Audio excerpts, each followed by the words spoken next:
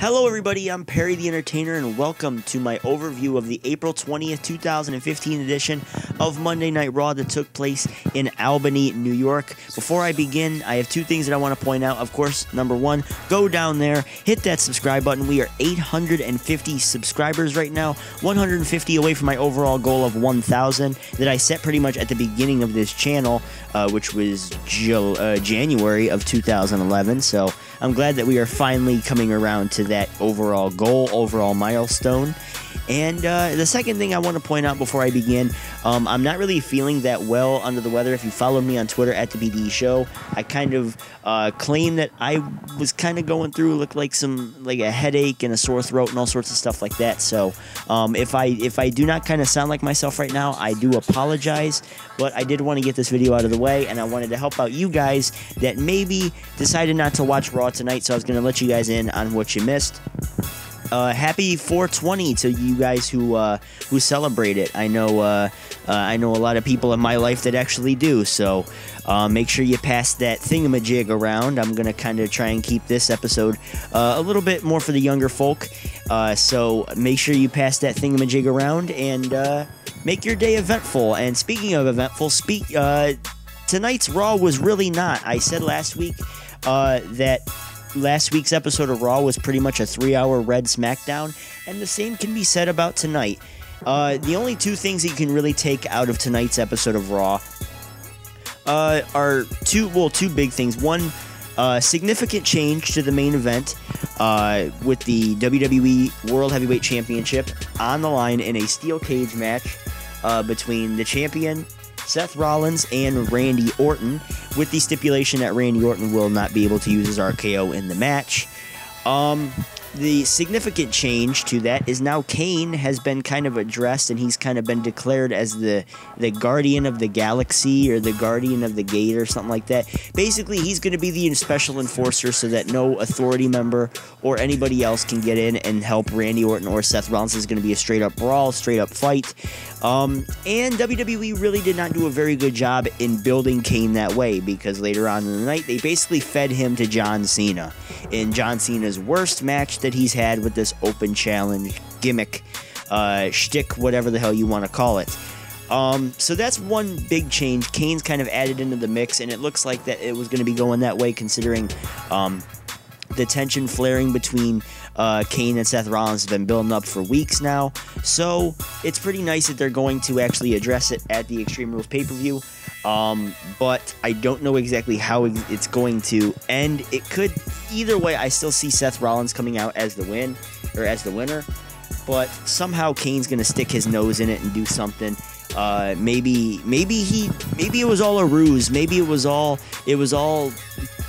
Seth Rollins, the puppet master or something like that, and Seth Rollins comes out as the big puppeteer, and he's the new ultimate opportunist or something like that, and he played Kane or he played Randy Orton or whatever into thinking that Kane was really against the authority or something. I don't know. Maybe that's the way that they're going, but I'm going to be making my official Extreme Rules predictions probably on Friday or Saturday, depending on how I feel. Hopefully this is only a 24-hour bug, so hopefully I will be able to be A-okay with you guys for hashtag spoilers tomorrow. The second big thing, well, it's not really much of a big thing. It's mainly just, it was the overall focus of the show. Basically, to finalize the pay-per-view, we had a couple matches added in. The Tag Team Championships will be on the line. Cesaro and Tyson Kidd defend against The New Day. They beat the Lucha Dragons tonight in some very controversial fashion. Looks like Xavier Woods was holding on to the boot of, I believe it was Sin Cara. And The New Day won the #1 contenders match. They will be fighting Tyson Kidd and Cesaro for the Tag Team Championships. And more basically build towards a New Day heel turn. So let me know what you guys think about that down in the comment section below. A match between Dean Ambrose and Luke Harper, a Chicago street fight, was also added to the card tonight, following a beatdown between, obviously, Dean Ambrose and Luke Harper to basically begin the show. They were battling around the crowd, battling around the arena, so the only thing that I'm disappointed in is the creative direction between these two. It looks like WWE has absolutely no idea what the hell they want to do with either of these guys, so they figure, why not just throw them together in a meaningless match that's going to mean jack shit, nothing, hence the word meaningless. And it's basically just a way to throw them on the card for filler or something like that. I don't know. And it's sad that you're depending on two amazing wrestlers in Dean Ambrose and Luke Harper as basically like filler time or something like that. So that's one thing. The one thing that I do want to point out for this overview, and I already pretty much mentioned it. It was a three hour red SmackDown, but the one thing that I did want to bring up, and it's not really a about the show, it was actually about what happened before the show. Rumors swirling around the wrestling news sites that WWE confronted Seth Rollins about banning the curb stomp. And in his match with Dolph Ziggler tonight in the main event, it looked like that was indeed the case. I guess they said something about it's too much. They don't want to focus on head injuries or something like that, which is very hypocritical considering you let Sheamus and Big Show and Bad News Barrett keep their finishing moves, which are clearly elbows, kicks, and punches to the head.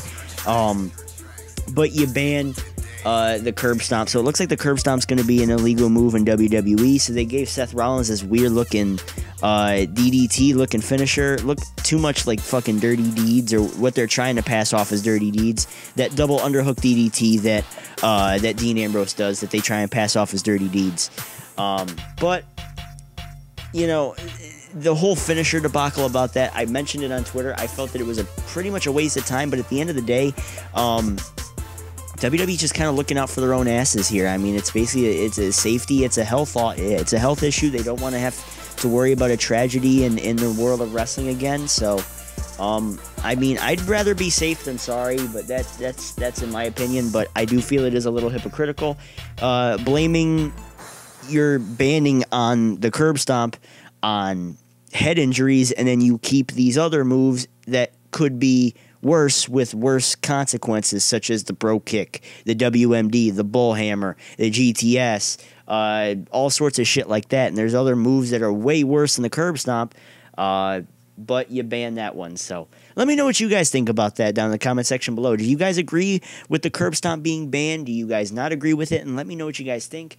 Overall, if you missed tonight's Raw, it's not a big deal. You're still somewhat in the mix with what's going to happen at Extreme Rules, which is this Sunday in Chicago, Illinois. Unfortunately, as it looks like, I may not be going to it, but of course, plans are indeed subject to change, so I will let you guys know if I do or not, but as of right now, I don't think so. So I will be on here Sunday night for your Extreme Rules 2015 review, and honestly, I think that's about it. I know this is probably going to go down as one of the shortest Raw reviews I've ever done. It wasn't even a review. It's an overview. It's basically for you guys who, I know the NBA playoffs just started lately. The NHL playoffs just started, so you guys are probably watching that instead. So you guys were watching other sports instead of Raw, and that's basically what this video was for, was to help you guys get caught up in what you missed in the world of pro wrestling. And that's about all you missed. I mean, you missed, besides one big stipulation change, some matches being added to the card. That was about it. It was mainly to finalize the Extreme Rules pay-per-view, add Kane to the main event, and of course make Randy Orton look like a viable contender to Seth Rollins going on that big RKO spree that he went on tonight. So if you guys are fans of RKO sprees, this is the episode for you. But my final verdict for tonight's show: should you watch it? Should you not watch it?